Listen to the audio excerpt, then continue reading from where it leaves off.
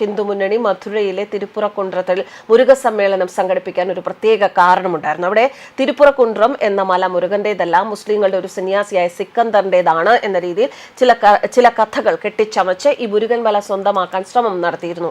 അതിന് DMKയുടെ രഹസ്യമായ ഒത്താശകൾ ഉണ്ടായിരുന്നതായിട്ടാണ് കേട്ടിരുന്നത്. അതോടെയാണ് മുരുക ഭക്തർ ലോകത്തിന്റെ നാനാഭാഗങ്ങളിൽ നിന്നും തിരുപ്പുറക്കുണ്ട്രത്തിൽ എത്തിയത്. ചരിത്രത്തിൽ തിരുപ്പുറം കുണ്ട്രവും മുരുകനും തമ്മിലുള്ള ബന്ധം തർക്കമില്ലാത്തതാണ്. മുരുകന്റെ 6 വീടുകളായി കണക്കാക്കുന്ന 6 കുന്നുകളിൽ ഒന്നാണ് തിരുപ്പുറക്കുണ്ട്രം. മുരുകന്റെ ജീവിതത്തിലെ 6 പ്രധാന സംഭവങ്ങളെ സൂചിപ്പിക്കുന്നതാണ് ഈ 6 കുന്നുകൾ.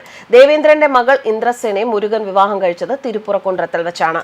തിരുച്ചെന്തൂർ, പളനി, സ്വാമിമലൈ, തിരുത്താണി, പഴമുതിർച്ചോല എന്നിവയാണ് മറ്റ് 5 മുരുകൻ ആസ്ഥാനങ്ങൾ. ധ്യാനസ്ഥനായ മുരുകൻ ദണ്ഡപാണി എന്ന രൂപത്തിൽ കാണപ്പെടുന്ന സ്ഥലമാണ് പളനിമല, കണക്കാക്കപ്പെടുന്ന സ്ഥലമാണ് പളനിമല.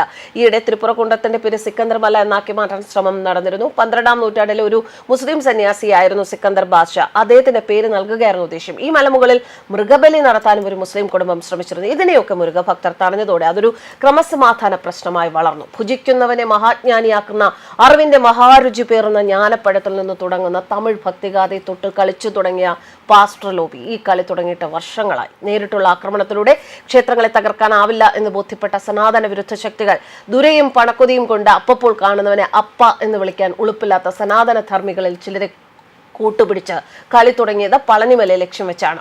സംഘകൃതികളോളം പഴക്കമുണ്ട് ദക്ഷിണേന്ത്യയിലെങ്ങും ശ്രീമുരുകൻ എന്ന ദേവനോടുള്ള ആരാധനാരീതികൾക്ക്.